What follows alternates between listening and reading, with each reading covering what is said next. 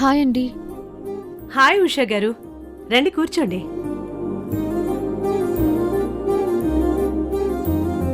ఏంటి ఈరోజు కిరణ్ గారు మీతో కలిసి రాలేదా? ఆయన కనపడట్లేదు. లేదు, ఇద్దరం కలిసి రాలేదు. ఆయన విడిగా వస్తారు. ఈరోజు కౌన్సిలింగ్ ఉందని ఆయనకు తెలుసు కదా?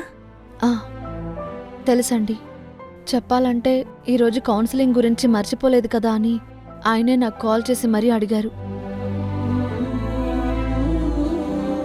నాకు తెలిసి దారిలో ట్రాఫిక్ వల్ల ఆయనకి రావడానికి లేట్ అయి ఉంటుంది. ఉహుం. అయితే తనొచ్చే వరకు మీరు వెయిట్ చేస్తారా? ఈ లోపు నాకు కొంచెం వర్క్ ఉంది, అది ఫినిష్ చేస్తాను. అలాగేనండి. ఉమ్.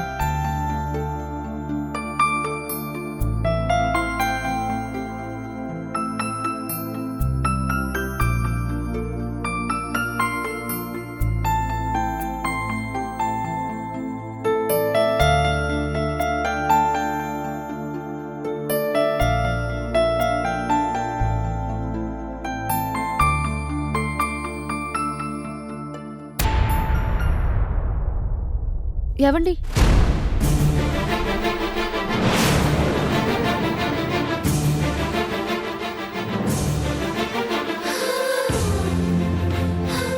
ఏం జరిగింది? తలకి దెబ్బలా తగిలింది. దారిలో వస్తుంటే ఏదైనా యాక్సిడెంట్ జరిగిందా? ఏదో ఒకటి జరిగిందిలే. అయినా ఇవన్నీ నీకెందుకు? అలా అంటారేంటండి? మీ తలకి దెబ్బ తగిలితే నేను మౌనంగా ఎలా ఉంటాను? కరెక్ట్గా చెప్పావు ఉషా. నీకు ఎక్కడ మౌనంగా ఉండాలి, ఎక్కడ మాట్లాడాలి అని బాగా తెలుసు. అందుకే నేను కూడా అదే చెప్తున్నాను. కౌన్సిలర్తో మాట్లాడు, నీకు విడాకులు కావాలని చెప్పేసి ఇంకా మౌనంగా ఉండకు. ఏవండి, నేను మీ తలకి తగిలిన దెబ్బ గురించి మాట్లాడుతుంటే మీరు మనం విడిపోవడం గురించి ఎందుకు మాట్లాడుతున్నారు? నువ్వు తలకి తగిలిన దెబ్బని మాత్రమే చూస్తున్నావు, కానీ నన్ను దూరం పెట్టి నా గుండెని ముక్కలు చేస్తున్నావు అన్న విషయం నువ్వెప్పుడో మర్చిపోయావు. అయినా ఇది బయటికి కనిపిస్తుంది కాబట్టి అడిగావు. అదే నువ్వు నా మనసుకు చేసిన గాయం నీకు కనిపించదు కాబట్టి దాన్ని నువ్వు పెద్దగా పట్టించుకో, అంతేగా? ఇప్పటికే లేట్ అయింది, పద లోపలికి వెళ్దాం.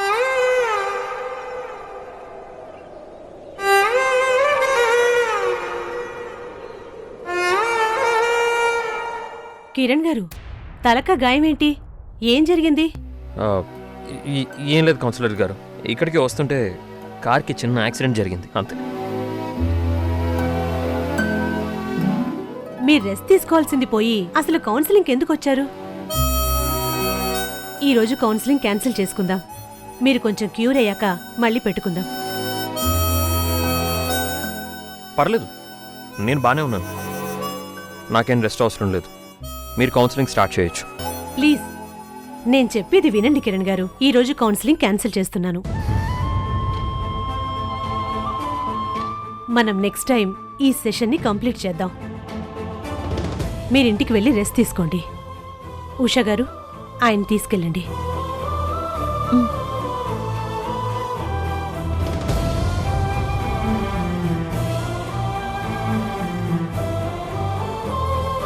థ్యాంక్స్.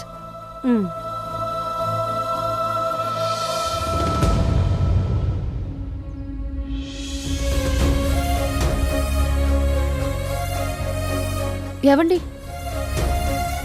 కారులో వస్తుండగా యాక్సిడెంట్ అయిందని చెప్పారు, కానీ కారుకేం కాలేదు కదా, మరెందుకు అలా చెప్పారు?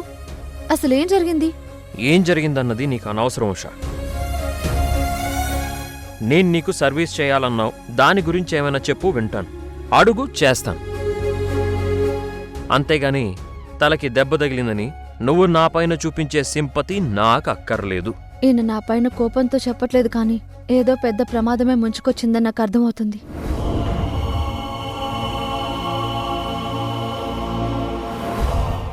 ఏవండి,